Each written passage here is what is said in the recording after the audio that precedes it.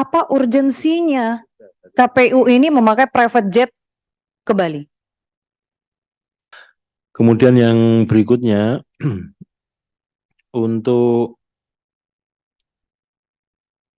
soal penggunaan pesawat pribadi, pesawat charteran untuk yang kita charter itu tujuan utamanya adalah untuk memastikan konsolidasi logistik dalam kepemiluan ini bisa dicapai dengan baik. Jadi tujuannya memang itu, karena memang logistik ini kan masif dan waktu untuk pengadaan maupun distribusinya, sebagaimana kita ketahui juga dalam jangka waktu yang pendek, sehingga kita ingin memastikan bahwa semuanya itu dapat terdistribusi dengan baik sampai ke tujuan, yaitu di TPS H-1 di masing-masing TPS. Kemudian soal pengadaan logistik, baik itu proses pengadaan, produksi, dan distribusi, nanti untuk secara detail kami mohon waktu untuk memberikan keterangan atau jawaban secara tertulis, karena perlu konsolidasi dokumen dulu untuk menyampaikan ini. Saya kira demikian, pimpinan. Terima kasih. Dan barusan juga dijawab masalah private jet. Ini saya juga dapat infonya bukan hanya ke Bali saja. Bukan hanya satu tempat. Apa urgensinya memakai private jet untuk memonitor logistik dan ke Bali? Bali ini bukan tempat yang untuk pesawat komersil sulit didapat. Bukan. Pak Menteri aja baru berangkat pesawat jam 16, 18, udah jam 6 sore. Apa urgensinya KPU ini memakai private jet ke Bali? Kegiatannya, kalau saya nggak salah nih, kalau salah tolong dikoreksi. Monitor gudang dan sortir lipat surat suara. Yang kedua, kegiatan pinjam pakai gedung di Kabupaten Badung. Apa urgensinya? Pemilu juga belum besok paginya. Ini masih tanggal 11 Januari. Berangkatnya 10 Januari. Masih sebulan lagi pemilu. Mau ngirim logistik ke Bali, pakai darat juga masih keburu. Pakai private jet, mau berapa banyak logistik terbawa? Ini saya minta dijawab nih pimpinan. Karena nggak masuk akal. Kalau hanya ngecek logistik, kalau taruhlah logistik dibawa pakai private jet untuk pedalaman. Pedalaman mana yang ada di Bali? Semua bisa pakai darat. Gak ada yang harus pakai private jet.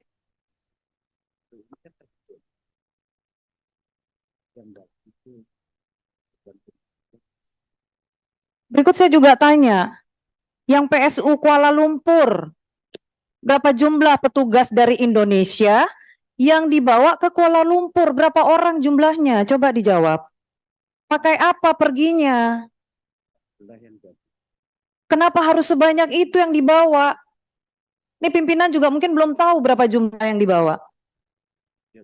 Saya minta ini dijawab. Berapa orang jumlah petugas yang dibawa untuk menjadi panitia PSU di Kuala Lumpur? Berapa orang?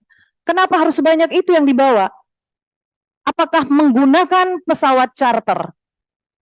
Kita tunggu. Terima kasih pimpinan. Pimpinan, izin. Silakan, Monggo. Terima kasih. Ini sepertinya sudah jam 9 malam dan kelihatannya KPU juga belum tentu siap ini menjawab nih. Barangkali saya usul bagaimana kalau kita ambil keputusan aja, kita lanjut lengan panja kemudian. Jadi kita bentuk aja panja dan kita akan bedah lagi lebih dalam lagi nantinya. Barangkali begitu usul. Terima kasih. Tapi Ya. saya tambahkan sedikit pimpinan. Ini Indonesia sudah melihat dan mendengar. Ini marwah Komisi 2 DPR RI.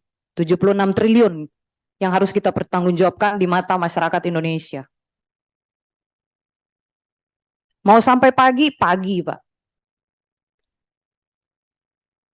Bukan masalah jam 9 KPU nggak siap, mereka tahu ada evaluasi hari ini. Kita udah menunggu mereka berapa kali. Terima kasih pimpinan. Ya, coba diselesaikan di Poksi dulu nih Pak Amrul.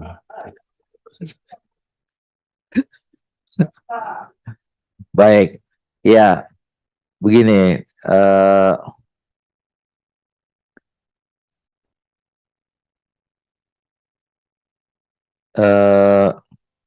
Ya ini masalah yang saya kira serius ya, tapi juga kemudian harus kita dapatkan bukti-bukti jawaban yang juga mendukung gitu. Nah, jadi saya sekali lagi mempersilahkan, silahkan jawab pertanyaan itu. Tapi setelah itu mungkin saya kira memang harus ada pendalaman yang lebih lanjut gitu ya. Ya, tapi gini, sekali lagi ini serius Pak.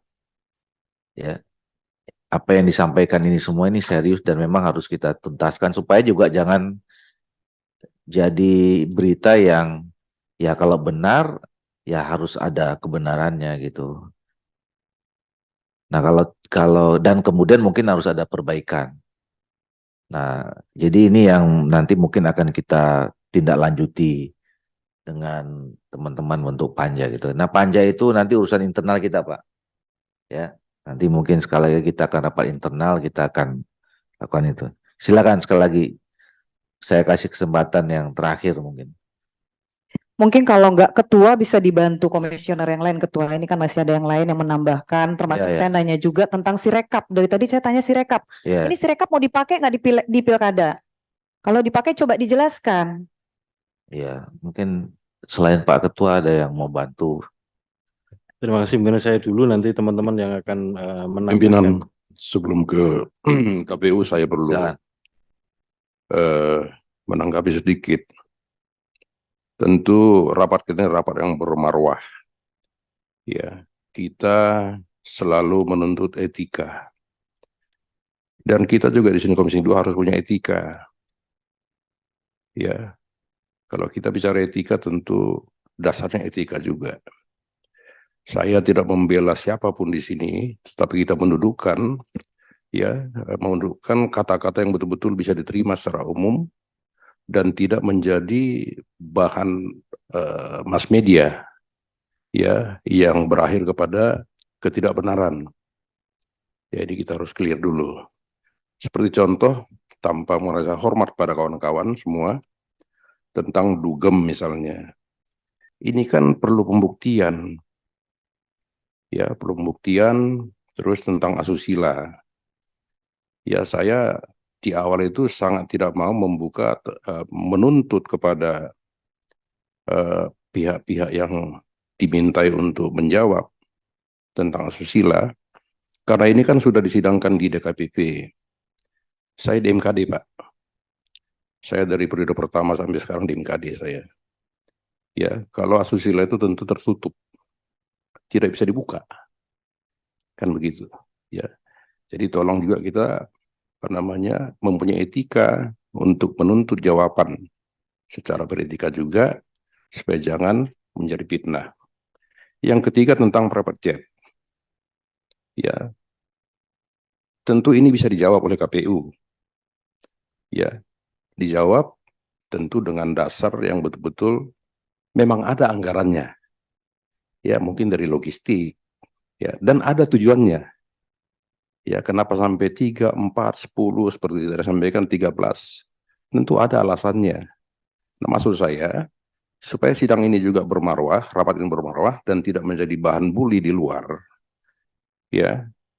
Karena di media sudah masuk saya baca ini di kumparan mengenai private jet segala macam itu, dugem private jet.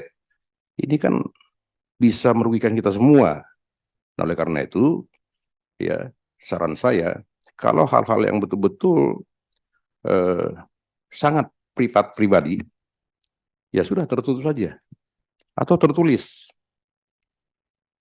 Atau rapat ini tertutup. Saudara Hasim. Jadi menurut saya hal-hal yang tidak perlu dibuka, jangan dibuka di sini, Pak. Bapak juga punya hak untuk tidak menjawab.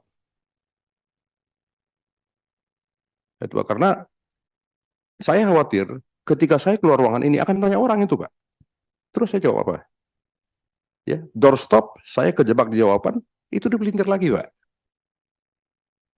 Nah, tolong kita sama-sama memahami lah situasi ini. Kalau sifatnya pribadi, ya pribadi saja. Ya, dibuka secara tertutup. Ya, kalau masalah private jet, silakan dijawab. Kan tidak mungkin juga KPU ya dalam kerja-kerja itu harus pakai private jet. Dan tidak ngutang pula. Anggarannya ada. Kan begitu. Kan toh untuk kepentingan pemilu. Kira-kira begitu. Jadi tidak usah KPU khawatir tentang private jet. Tentu ada alasannya Pak. Ada anggarannya dan tidak dari donatur. Kan begitu. Pak Sekjen paling paham nih mengenai private jet. Dijawab saja Pak. Ya memang itu untuk kepentingan A, B, C, D, F, G. Gitu Pak. Kan tadi yang saya dengar, saya juga baru tahu kemarin tentang ini. Ya tentang private jet. Dijawab Pak. Untuk apa? Anggaran jelas. Bukan dari luar anggaran logistik. Gitu. Jadi supaya tidak menjadi bahan bully dan bias di luar. Di media sudah masuk ini Pak. Dugem-dugem sudah masuk ini Pak. Ini kan akan dipelintir nanti ke depan. Gitu. Makasih Ketua.